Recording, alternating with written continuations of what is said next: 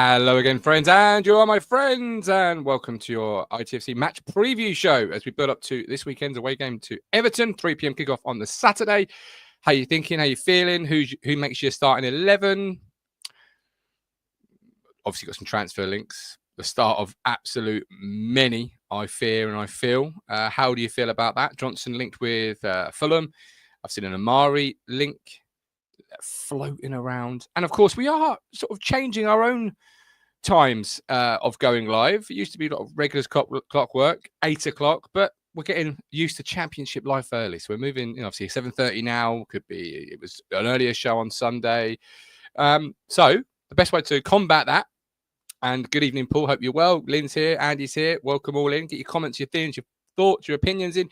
But the best way to combat that, obviously, is to subscribe to the channel and hit the notification bell. And then you'll never miss when we go live. And you're going to need that next year in the Championship because it's going to be all over the show. So make sure you hit subscribe and the notification bell. And as I said, get your comments in. If you're watching on Catch Up, FTA, comment for that algorithm. And we are partnered with the East Anglian Air Ambulance. If you want to help save lives and have the chance to win £1,000 every week, of course you do. You want to win £1,000 every week and you want to help save lives. So play the East Anglian Air Ambulance Lottery. By playing from just £1 each week, you're helping to keep their yellow helicopters flying. The East Anglian Air Ambulance Lottery creates 18 winners every week with prizes ranging from £50 to £1,000, over 18s only. T&Cs apply. Links in our description, but please, whatever you do, gamble responsibly. We've got 10 New Zealand dollars from our friend down under, Chris McTaggart. Thank you ever so much, Chris. Good morning from Queenstown, New Zealand. All I'm hoping for in the last few games is, well, at least match Luton's points from last season with remaining games. Not sure if that will happen. Colin says a proper league, Gov. Yeah, but I'd still prefer to stay in the Premier League. I know it's not going to happen. It's confirmed. It's done. It's dusted. But I'm a big Premier League fan. You better get pre-season training. Well, I certainly need pre-season training, Lynn. I'm ill again. I was at hospital on Sunday. I certainly need the pre-season, but helping me through the next half hour is, of course, Matthew Phillips. Matt, how are you this evening? I'm okay, thanks. You're worrying me now with your throat issues. We need to have a whip round to get you some lockets. I've got some. No, I like the old aniseedy ones you get from, I think it's Tesco's, but they're downstairs. I got some before I went live because I have been coughing.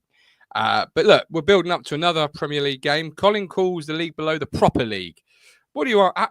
Is that, are you in agreement with that? Or does that feel like it's a bit of a, we've been relegated, so instead of being upset, I'm going to say it's a proper league? Like, where are you with?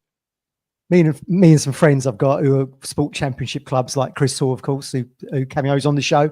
West Brom fan. We call it real football, real fans. But yeah, I'd like to stay at the top table, like you, to be honest with you. But because that's, you want Ipswich to be you want Ipswich to have the biggest impact globally, don't you? And the Premier League is that global product. Now, maybe the Championship doesn't quite have that sort of razzmatazz around it, but certainly it's a very competitive division. I mean, the playoff race is still open, albeit we know that Leeds and Burnley are going up, and it's been close down the bottom of that division. I think that's one thing that really is lacking in the Premier League, isn't it? We know who's going down, the three, and we know who's won the league already, Liverpool. So you haven't really got that kind of what you call the end of season running drama. I think the Championship and the Football League as a whole delivers that. Even down to League 2, Martin, like Walsall were running away with the league, weren't they? Now they're down to fourth or fifth. And you've got Doncaster taking the title and Bradford in the mix and all that kind of stuff. So I think it'd be more exciting, but you're not obviously going to see the superstars. And if you're a little kid growing up and seeing Salah on the TV and suddenly you see him at Portman Road, I mean, that's what kind of gets you the buy-in for generations to come, isn't it? Colin loves being in the top flight. Of course he does. He puts as much in the chat. Andrew says competitive but average. It is a competitive league at the top at both ends, but in the middle, there's a clump of teams that are just... we used to be in that clump. We did. Norwich currently occupying the Ipswich Town 14th place. As things stand, they are now in the clump. Yeah. Look, ask me how I feel at the Championship this time next year. I thought you might say that. If we're doing a Burnley, yeah, love it. Greatest league in the world. If we're doing... I'm not going to say doing a Luton because I don't anticipate that with the football club unlikely, in charge. It is unlikely. Massively unlikely, I think. But certainly if we're doing say Middlesbrough, flirting, or even Sheffield United, like they may go on and win the playoffs. That'd be great. But once you're in that lottery, it is a lottery, and you could finish 14 points ahead of 6th. Yeah. As we know as Town fans, we've been. Been there, done that. Got the T-shirt, haven't we? Yeah, absolutely. It becomes a tournament, then, doesn't it? Across knockout, across 4 teams, and then 2 at Wembley. I mean, this is going to be the first time since we went down into League One where we feel like we're going to be a bit of a big fish, and that didn't actually turn out very well for us, did it? Not initially. No, not initially. Very different now, though. Manager in place. That's much better. Obviously, ownership, infrastructure, everything's better about the club now. You know, but you're right. You know, went down. We had that run. To be fair, the start of the League One campaign under Paul Lambert, and then it just sort of, just disappeared as fast as it arrived. Yeah, ebbed away, didn't it? Yeah, absolutely. That's when I said that Kane Vincent-Young was going to score double figures. He had 4 in 3 games or something daft, didn't he? Yeah, you did. Went through Shrewsbury 4-0, 4-1. It was Flynn Down's header. I remember that. Holy and goal. Yeah. And then where did we finish in the end? Well, it was the COVID season, wasn't it? Where did we finish in the end? 9th? 10th? Something like that. Well, yeah, because they all voted, didn't they, on the points per game, and that was up, didn't it? Yes, it did. Yeah. Paul P. Don't think it'd be as easy to get out of the Championship or something. Last time we caught some out. We caught other teams out because we were a bit of an unknown quantity. And Lynn says, "I listen to Sky very often." Obviously, Town TV will be back with the match coverage next year. So I suppose another positive for a lot of fans. Variety of different. Yeah, I mean, it's going to be variety, isn't it? You got ITV have got live rights now, so we could feature on there. Sky, Town TV. I guess when it's not on Sky, so probably you got the red button midweek. So there's going to be a lot of, but yes, I think there's going to be a lot of floating kickoffs, a lot of floating fixtures. I think, particularly for us in the early days, because obviously we'll be the team with the global exposure coming down. Yeah, big fish in the competitive pond. So they'll want to see us nice and early to see if we can. They'll be looking for us to slip up. You almost feel like they'll be looking to get Town coming. What's a really big fixture to start with? Because as we all know, the fixture calendar is randomised, isn't it, Martin? As we saw with having to play Liverpool, Man City back to back at the start of this season. Maybe Ipswich Wrexham versus Ipswich Friday night or Sunday lunchtime, something like that. I think that's going to be nailed on to be on TV, isn't it? Depending on where you are in league position, maybe. But you've got Wrexham. It'll be a football league team, fresh out of non-league really over the last 3 years. Huge global appeal thanks to Disney Plus and Ryan Reynolds. And Ipswich, as you say, ex-Premier League side coming down. That's going to be nailed on home and away, I think, as a TV fixture. It wouldn't surprise me if something like that is going to be kicking the season off, I would have thought. It does feel like one of the relegated sides will be on the Friday night to bring the curtain up on the Championship season, whether it be us or not. That's the reason why I booked my holiday in the summer to come back Friday morning. This was great planning, wasn't it? This is great logistics. It's not your missus doing this. Was this your idea? No, this was me. I was like, look, let's book it for this date, because I hope we stay. When we booked it was Christmas. I hope we stay in the league, but if we don't, I need to be obviously back in the UK by this date, because that's when the Championship season kicks off, and we're coming back on the morning of the 9th. So I'll be Canary Islands, somewhere hot. Yeah, that's all I'll say. That's all I'll say at this point. I've flown back from the Canaries to Ipswich. The 3-1 Chris Marsden goal, Southampton. We got relegated. Flew in from Tenerife straight to Pullman Road. Served up that display. For those that know me, they'll know I'm not keeping it under wraps for any secretive reason other than I can't remember. So could be going anywhere. Just make sure you're back for the start of the season. That's what everyone's exactly. saying. That's where my input began and end. But we are still a Premier League side. But the Vultures are already circling before the 38th game has been played. We've got some new links today. You feel, Matt, this is the start of a really long, tedious season of links, because you're a Premier League team coming down, and it's very easy. And there could be some truth in these rumours, but it's very easy to link former Premier League players of relegated side with newly Premier League teams or established Premier League teams.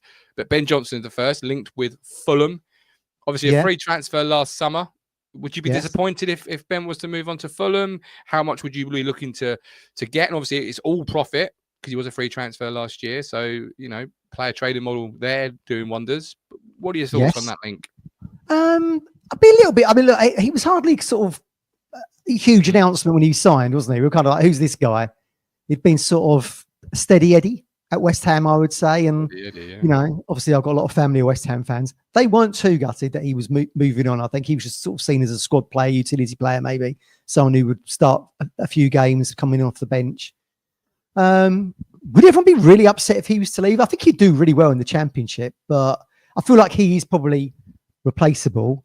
But like you say, you bring him in for nothing. I mean, he's obviously had a certain amount of wedge on his wages, wasn't there? But if you're going to sell him, I don't know, for any kind of profit back into the Premier League potentially, then I think that's probably a good move because I feel like he is replaceable. When I'm looking at some of his stats here, I mean, we've said he's got limitations moving forward. He's got a couple of assists, hasn't he? He got one at Manchester City, didn't he?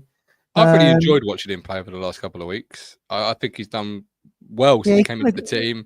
Yeah, he has grown into it, hasn't he? I would agree with that. But I'm not seeing a lot of in the Opta stats. I mean, his defending is better, as you would expect.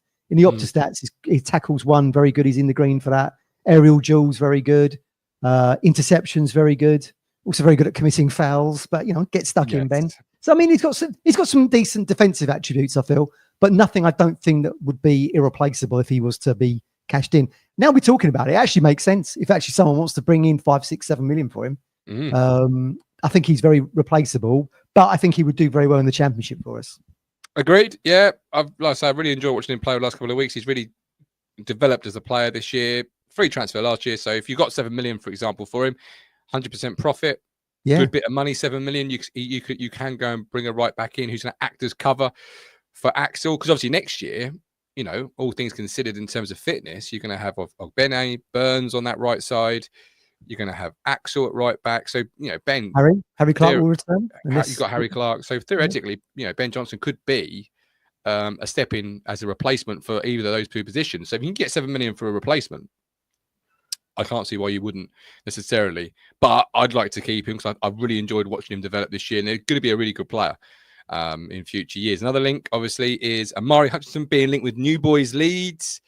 We know nothing about any relegation clauses in contracts, so let's just assume there isn't one, and the club, or even if there is one, I'd imagine the club still have a relegation release clause that means they recoup the money they spent, which is between 18 to 20, early 20 million. I think we've got to assume they will. If there's one on the lap, you've got to assume Omari Hutchinson coming out of Chelsea, mainstay in the England under 21 side. It's probably gonna. So let's say there is. Well. But it's going to be around the figure you paid for him. So it's still going to be between 18 and let's just say 25. So bottom end 18, higher end 25. What are your thoughts on that?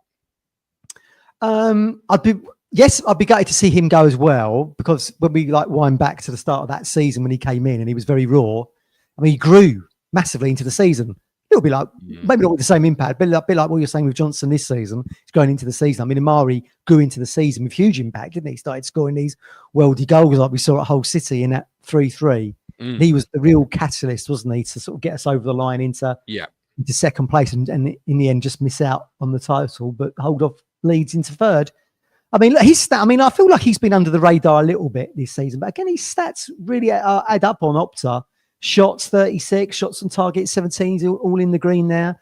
Successful passes nearly 600, pass accuracy 84%. Good long ball average, 13 long balls he's done.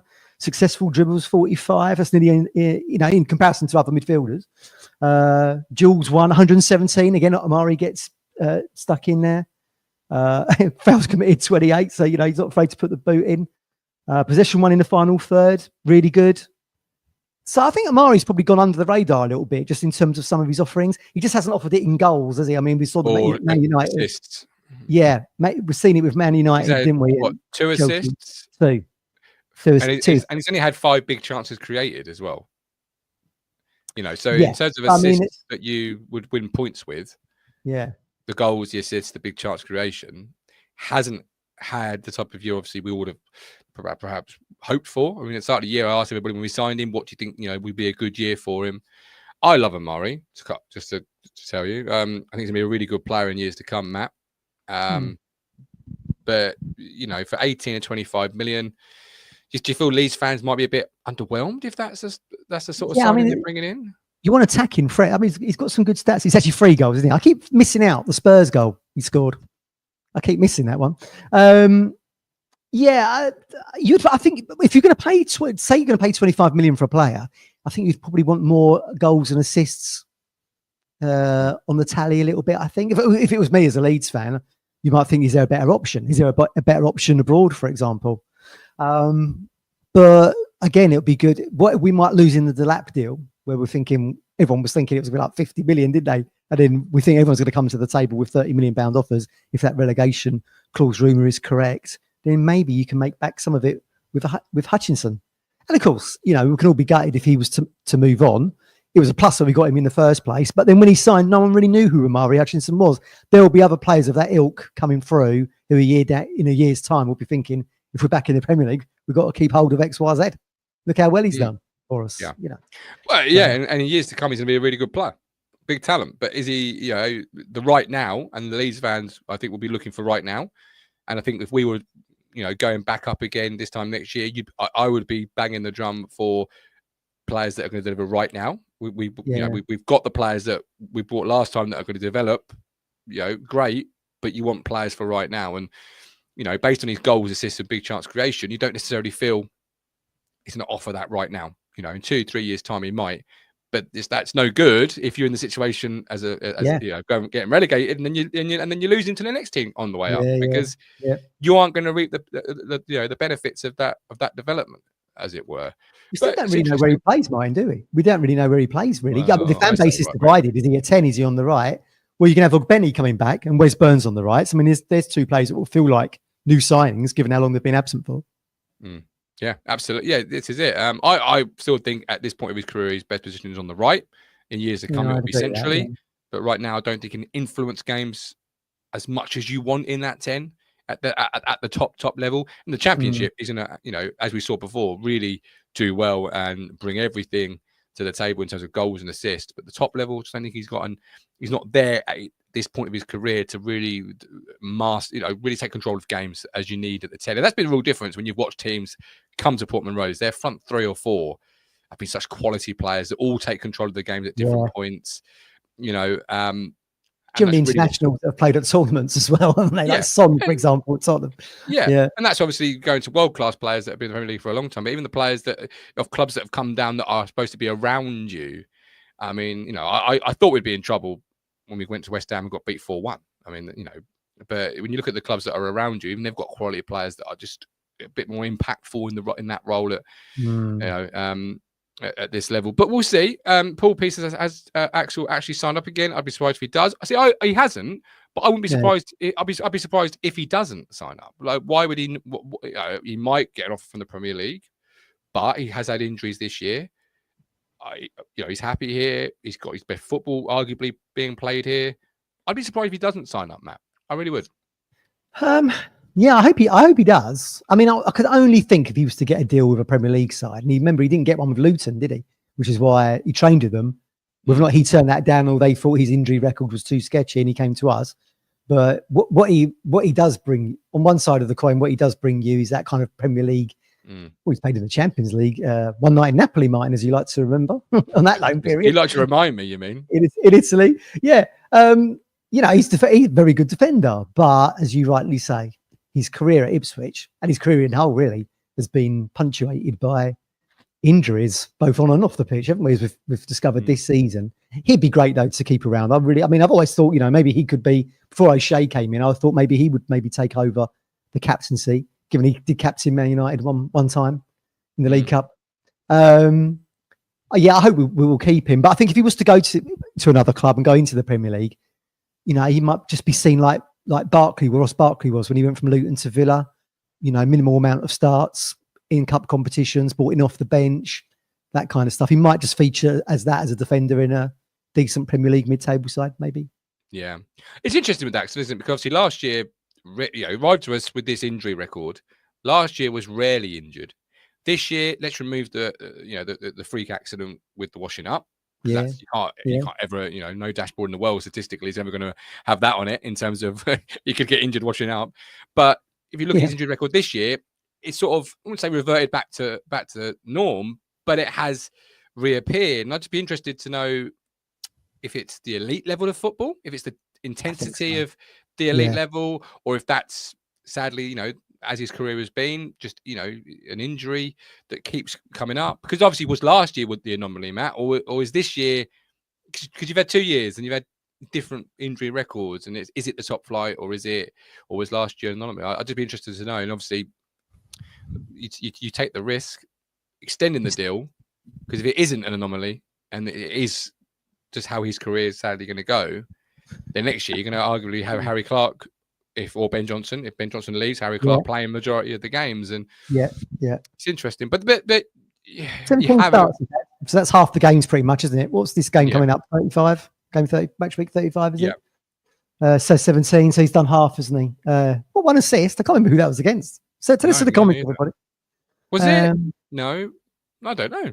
Axel got an assist. Unbelievable. Yeah, someone will tell us in the comments. Come on, Colin. Yeah. You're in the comments. Tell us who Yeah. Axel's assist was. He's You've been been at there all the every games. game. He's been there every game. Yeah. But yeah, so just, but either way, eventually you have got to start looking for that replacement. You know, whether you do that this summer. Would you want to keep Harry Clark? Have we really missed him this season in the Premier League? Probably not. Again, he seems to be someone of kind of like the Ben Johnson mold, really. I think we've got an affinity with Harry because of the fist bump, and he's come through the academy, albeit he left, didn't need to go to Arsenal. Who blames him for that? And then to come back. But again, it feels like he's a bit replaceable to me as well. I mean, I quite like that Darnell Furlong at West Brom. Gives you that long throw threat, albeit getting on in years a bit, but Premier League used to be a Premier League player, I think, with QPR and West Brom. Some of that ilk maybe, but we'll see. We need options. Having seen the injury record we've had this season, there needs to be a variety of options, doesn't there? I think. Yeah, look, love Harry. Never, you know my thoughts on the fist pump, but I love Harry. And the question has to be, whenever we retain a player or bring a player in, for me now, is this player going to be a good Premier League player in 2 years' time? Yeah, I agree with that. Yeah. Because that's where you want to be. Or is it viewed as we've got Harry Clark, he's a good stopgap for the Championship. We know we can do it, but we're looking for a right back in the summer when we're a Premier League team. Either way, you've got to really view it through that prism for me, that you've got to look for. I totally agree. Because otherwise, what's the point? Otherwise, you'll be bringing players in or retaining players, and then the next summer, should the best happen, like we all hope it to happen, you'll be going, well, he's not going to be quite good enough for the Premier League. He's not going to be quite good enough for the Premier League, and you'll be going for this mass change again. And we don't want that the second time around. We want to bring a couple of quality players into a squad that's already got foundation. Yeah. I agree with that. I mean, I've had that thinking really for kind of the midfield pairings, whatever that's going to be. But yeah, I agree with you in those other positions as well. I mean, you want to get, fingers crossed, get promoted, go up with the momentum, and then just kind of pepper the squad, really, don't you? With what we haven't done this season, which is that Premier League experience. We're going to be a different place financially if we were to get promoted next season, wouldn't we? We weren't really in the space to be able to pay Premier League wages. I mean, I know we have done with Calvin Phillips, and the jury's out whether that's worked out or not. But well, yeah. Jury's back in. It hasn't. yeah. So we'd like to sort of pepper the squad, I think, next season with some Premier League, the following season after, if we get promoted with a bit more Premier League class, maybe experience, however you want to coin that. I think it's essential. All right. So on to Saturday, Everton away. 1-11. Alex Palmer, I imagine, was both of our goalkeepers for Saturday. So we'll tick that off already. Yeah. This is our last trip to Goodison, of course, Martin. Have you ever been to Goodison? You ever been there? No, I'm afraid I don't. I went there when we was up last time we played in the Premier League. We win 2-1. Gazza played for Everton, and I think it was as a kid. Matty Holland free kick, old school ground, proper old school. I like Everton. John McGrew header. I don't know if John McGrew scores the first goal in that or not. He said he scores a header in the he scores a header in the 3-0 the season before there, but this was 2-1. We went a goal down. I think we come back and win. If I've been. It's that game. I don't know if I can't remember if I've been as a kid. So I should really. School ground. It's a shame. I don't think I have. I'll say I haven't. I think it's a shame. There'll be a bit of chat about it in the comments here. Richo66 is an Everton fan, I think. So hi. Yeah, Rich. welcome in, Rich. How you doing, mate?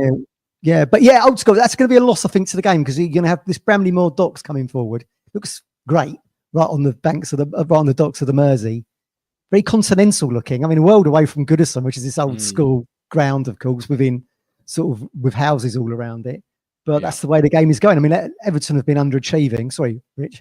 I've been underachieving for years. When you consider that team round mid-80s through to 87 won cups, would have been in European Cup if we hadn't had the European ban at the time.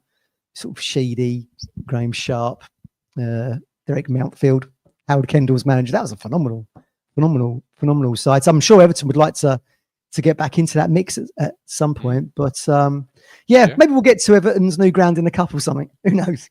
Yeah, maybe. Oh, well, we'll get to it when next time we're back in the Premier League. Oh, So yes, Palmer in goal. goal. Yes. Right back. Who's your right back going to be? I mean, I'm sort of inclined a little bit to keep the back four as it was against Newcastle, because I thought actually they defended very well in that game. Did you thought that as well, didn't you? I'm just trying to get I've got Axtell if fit, or O'Shea, Wolf, Greaves or Burgess, and then the left back situation. You know, if we haven't got anybody, Greaves again. So yeah, very similar to you. If we haven't got, I liked your thinking last week. Boniface. If not now, when? I mean, might not give him a run out, or give him half an hour or something at the end. But Greaves, I thought, played very well as a left back, and it's not an alien position to him, was it? Albeit in the Championship with Hull City. I thought that. I mean, we did contain Newcastle for a good half an hour before we did. They obviously end up winning. But yeah, I'd probably agree with that. I probably would agree with that. Maybe I would put in Twanzebe if fit, and then Wolfenden would probably drop out. But Wolfenden actually played pretty well against Newcastle. The header clearance off the line did well.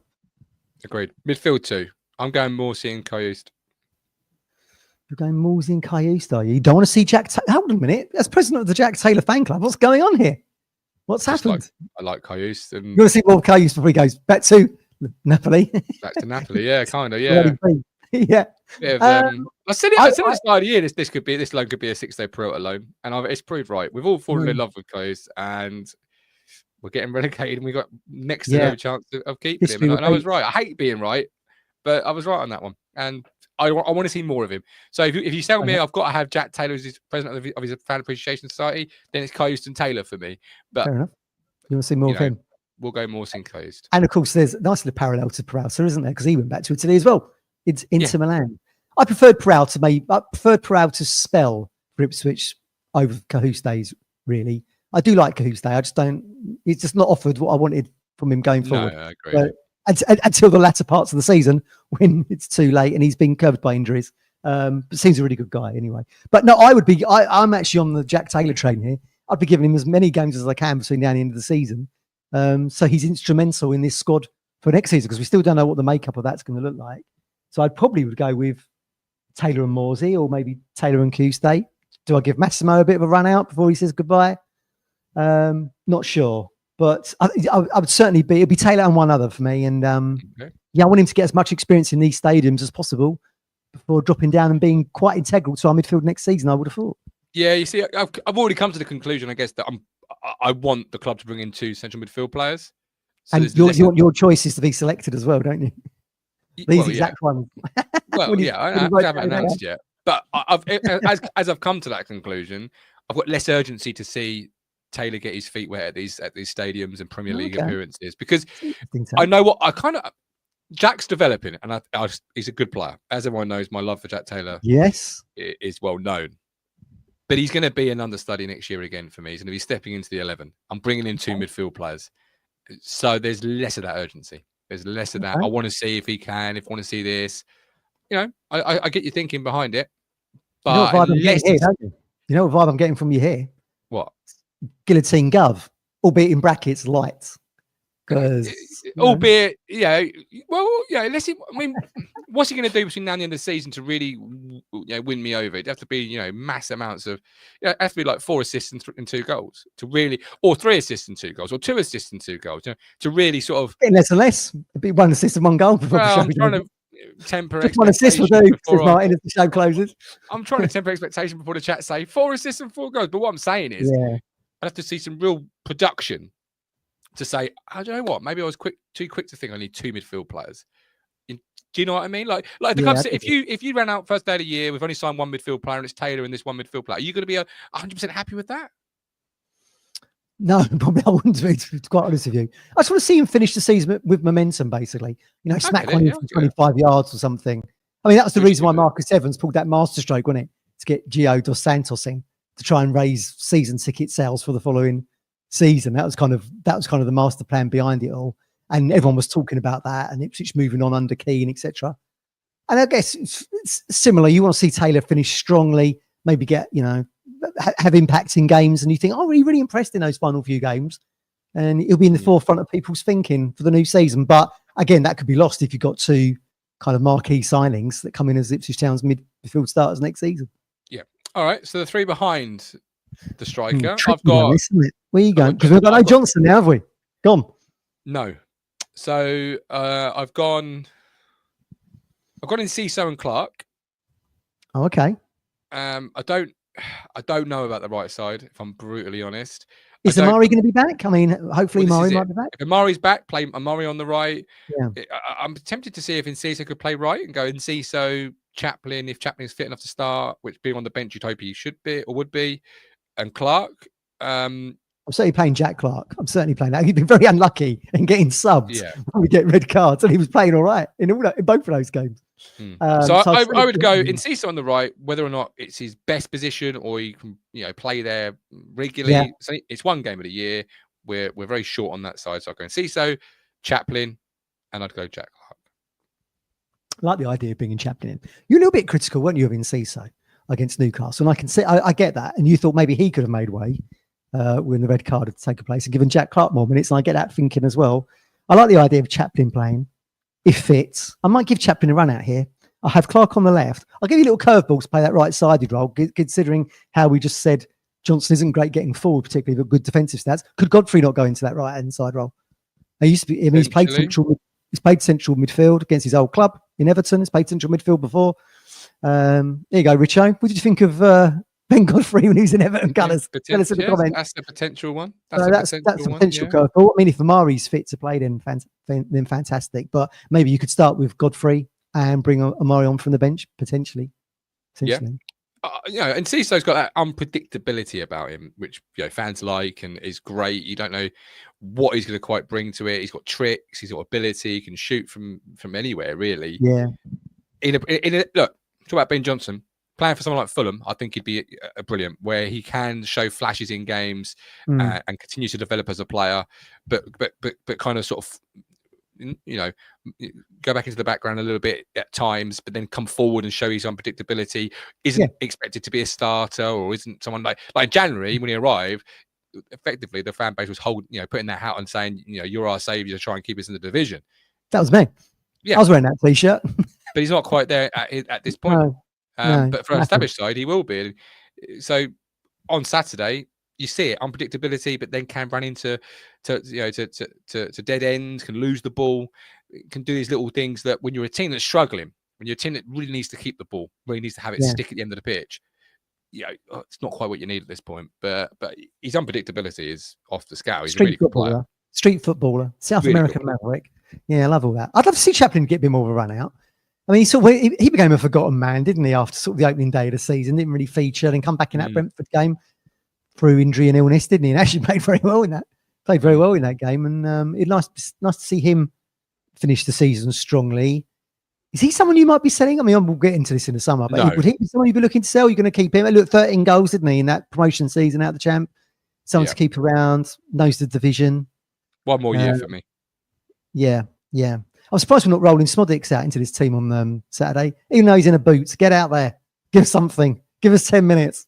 Well, this is it. He'd be like a new signing as well in the Championship next season, given the impact he had at Blackburn the season before. Nearly 30 goals in the league. This is it. Yeah, so Chaplin's 28 at the moment. He was 29 in February. Yeah, still good age. Yeah, but when you think about being promoted again, so he'll be turning 30.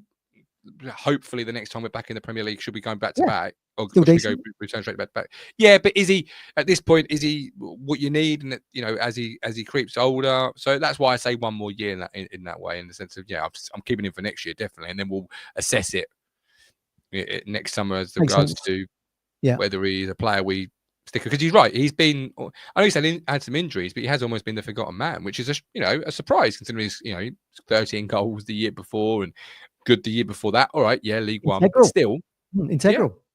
Good form up, good link up play with Davis and other people. Very good. So who's up front for you? For me, it's Delap. Very similar to Kayus. We're losing Delap. I want to see him play because I just like watching him play football. Agreed. It's infectious when you watch a player give 100% and play with a bit of a smile on his face and the devil on his shoulder. It's great. I love it. One of my friends called me up last night, Man United fan. What's this Delap like, mate? I said, you don't want him. You go and shop somewhere else. You don't need him. 30 million. You can stay with us for that. I think everyone's shopping for him at 30 million. I think everyone's going to be, aren't they? If that's the bid that opens the door for you, I think all 20 clubs in the Premier League will be putting that money on the table. Some in Europe as well, Yeah, I would have thought so. I mean, I still think Bayern Munich could be one for him. It's a striking option there. He knows company, obviously. If company still stays at Bayern Munich, you never know in Munich. Kane and the Kane successor. Yeah, exactly. Danny Murphy. Danny Murphy. On Talksport, didn't he? So, yeah, we'll have to wait and see. I mean, certainly if you went to somewhere like Bayern Munich, for example, it'd be much easier to get some add-ons in there, like, you know, get Champions League qualification to the semi-finals or winning the Bundesliga or scoring X amount of goals. I mean, you've seen what kind of, I mean, Kane's been making hay over there, hasn't he? So the problem with clauses, Matt, is there's not, you can't get add-ons in though, because the clause is 30 million. That they've just got to offer a flat 30 million. Who knows what? Yeah, I mean, true. And hope they don't pay with PayPal installments. You know, and if it's 4 million this year, 8 million the year after, we might do 3.5 the year after that. Throw in a friendly as well, that never never appears. You know, set of tracksuits, some dinner mats. So I do fear with lunch and vouchers. I hear what you're saying. Great thinking, but I think with the clause, it's just a flat 30 million. I think, you know, you don't need to worry about any of the add-ons, do we? But yeah, that's a very good point. We don't. And then it's down to the agent and the player to sit down with the 20 to 30 clubs that are going to be at his door and say, right, my player. I think someone said it. I don't remember where I saw it. Maybe in Talksport or somewhere else. You know, his agents played a blinder because they're now going to be sitting down with all these clubs, and he can say my player wants, I don't know, 150 grand a week. You know, house a car. You know, 2-week holiday on your private yacht every week, every summer. You know, he can ask for what he wants because you can have all these clubs and you can say, well, if you don't give it to me, they'll give it to me. You could have that Take Me Out show with Paddy McGuinness. You have all the clubs in like a little semicircle with a buzzer. And then if they're not going to meet those demands, they get lighted out. Yeah. Like a dart. I like the Take Me Out show. They each like make a pitch, like The Apprentice. And then you can press the button if you don't like it. This is great content. They should do this. Yes. I agree. You know, let's see as much as we can of him before he departs. We're talking to Klarna and all that. Let's hope we don't get a Wish.com version of the lap in the summer to replace him. Yeah, it's gonna be a huge miss. Be a huge miss. Be a huge miss. It is, and it's also going to be a sort of player you watch grow up in the footballing world because he's only 21. Yeah, and you're going to say, oh, if only we had turned 6 or 7 results that were very close into 3 points, he would have stayed, and we could have seen him, you know, maybe only for another couple of years at Town, but certainly see him develop, got more for the football club, because he's going to be play. He'll play. I've got no doubt in saying he'll play for England. I've got no doubt about it. 21 years of age to do what he's done, even if he was to have a bad couple of years at a big club, still so much age ahead of him. Look at Solanke. Look at Solanke. Yeah, exactly. Well, I think your prediction was that as soon as he would leave Town, he'll get a call up from Tuchel, and I'm sure that's probably going to be the case, depending on where he goes. Yeah, and in the next, one of the World Cups, 2030 odd or 24, you'll be saying to your kids, your grandkids, whatever, when he's scoring the winning goal in the World Cup, saw him play for Town. You never know. I mean, we're going to be entering a World Cup season, aren't we? A World Cup year in 26 in the North America. I mean, you never know. Someone might get an injury. Could be that third choice. Who knows? Who knows? Or have a breakout season with, I don't know, with XYZ Premier League club, and he's a shoe-in. You just don't know, do you? It'd be like when Matt Holland left us and he was playing in tournaments, but not for an Ipswich player, but as a Charlton one. Didn't look right in red, did he? I don't want to bring back memories for you, mine. I know it's open wound. It does still sit deep. Yeah. All right, score prediction then. What's the score going to be? Oh God! I mean, I had this on the game that we'd probably win to help us stay up, but that's now long gone, isn't it? Again, let's put in a good performance. I do actually think we could. I do think we can keep 10 players on the pitch. It's been very difficult in the last fortnight, but if we can, I do think we'll give Everton. I do think you mean 11, right? Sorry, yes, 11 players on the pitch, not go down to 10. Sorry, because then we're down to. I know what you mean. No more red cards is what I'm trying to say. No more. No more. We've had enough. We've had 5 already. Yeah, let's keep 11 on the pitch.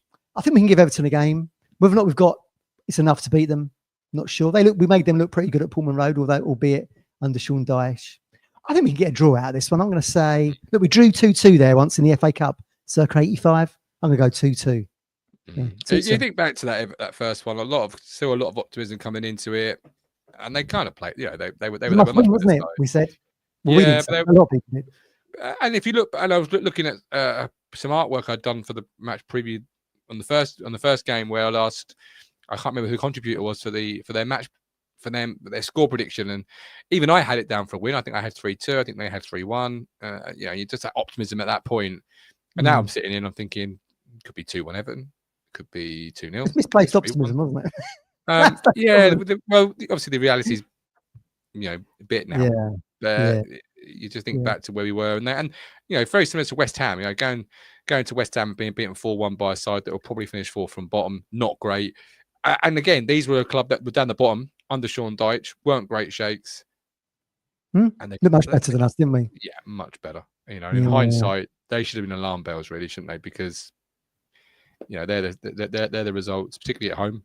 I always thought people were being overly optimistic on that West Ham result. Do you know what I mean? I mean, everyone was sort of saying, "Oh, we could do this, that against them."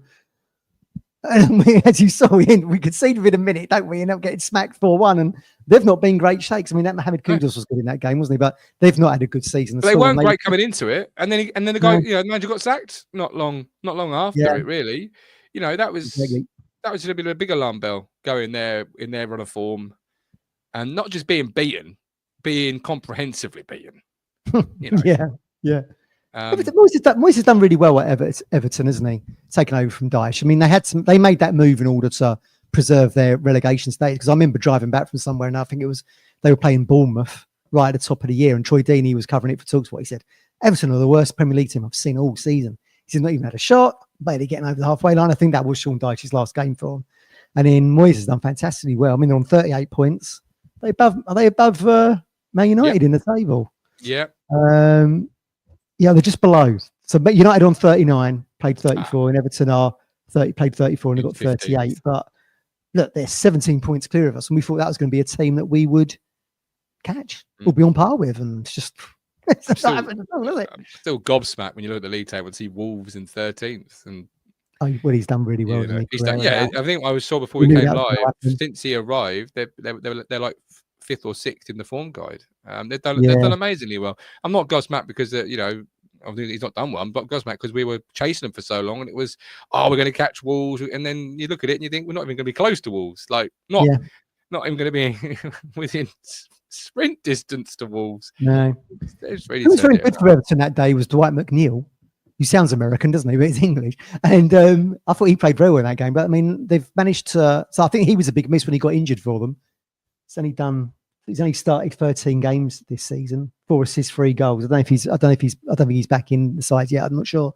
But to take such a pivotal player out of their mix and still Moyes to perform as well as he has done with the bare bones of that squad that Dyche couldn't get going and looked like they were going to get relegated according to Dean. I think he's done really well. Would Ipswich have rolled the dice for like a Moyes or somebody? It's not really part of our model, is it? So you can see why we kept McKenna. They've to preserve that model, they've kept McKenna, haven't they? Be interesting. There's no any question back to back, but obviously if you go back up next year, you haven't got that back to back nostalgia. Yes, you won promotion, but you won it as a heavily favoured team. It'd be interesting to see the dynamic of the fan base and of the club. Been here before. We've been here before with Burley, haven't we? Everyone was talking 100 points, 100 goals, and we got relegated out. And in by October, Burley was gone. Let's pray to God that doesn't happen to Kieran, because that's no way how we want the story to finish. But no. But had he got promoted again that year, and you found yourself in a relegation zone in December, January time, the question is asked. Now, you've had a few, voices this year, but I wonder what the fan base will be like. Yeah. What environment we're in.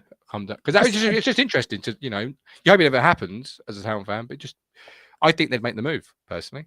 Yeah, probably. They probably would. They probably would. I mean, just to connect it all back to the top of the show when we were talking holidays and me flying in to Southampton, Freetown 1, Chris Marsden. I remember going home in the car with my dad and I was going, should get rid of Burley. Even that pained me to say that, and get David Moyes in. Look how good he's doing at Preston. I mean, this is not 20 odd years ago. I wanted Burley out. Very similar time, maybe a bit earlier. Not sure. Can't remember. We've done really well to get like that. I mean, that Everton, that win at Goodison was our last away win in the Premier League. That 2-1, that took us up to about 12th, I think. We still got relegated. We've just been on a slippery slide after that. But it's difficult, isn't it? When like George, you've been in the doldrums for so long. George takes you back up. It's difficult, isn't it? It's difficult. Yeah. But I mean, it's a bit more cutthroat football. But we've not been cutthroat this season, haven't we? To be loyal to Kieran and loyal to because you've gone back to back, and Yeah, yet it's so fresh. Whereas should you go back, you're going back as heavily. Like if Town get relegated, look at this comment here from Colin. We'll be top 2. I've said it. I'm confident. People are going to be expecting Town to be promoted next year. Whether that happens or not remains to be seen. So going back, like Burnley this year, for example, they're going back with Scott Parker, but they're going back as heavily as favourites. As a team that was heavily favoured, the Parachute Club. So there's less of that nostalgia. Oh, back to back, Town have come such a long way.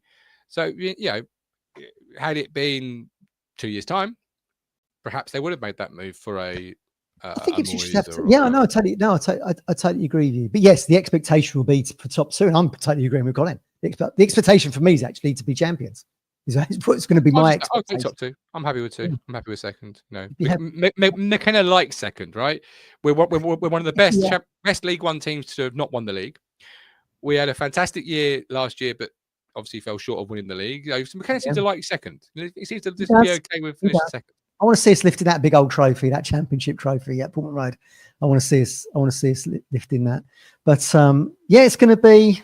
I don't know. It's going to be really. It's going to be exciting. I think the championship season, but Premier League campaign to finish. Yeah, let's enjoy it whilst we're still there, and enjoy the moment of going to Goodison for the last time on Saturday. Agreed. Have a great trip if you are going. Don't forget we are part with Stowmarket Osteopaths. Don't live life in pain. Give Freddie a call on 01449. That's 01449 613 633. 01449 613 633. Not sure why I put the 01449 twice before the actual number. Sometimes brain and mouth don't work together. But Stowmarket Osteopaths, don't live life in pain.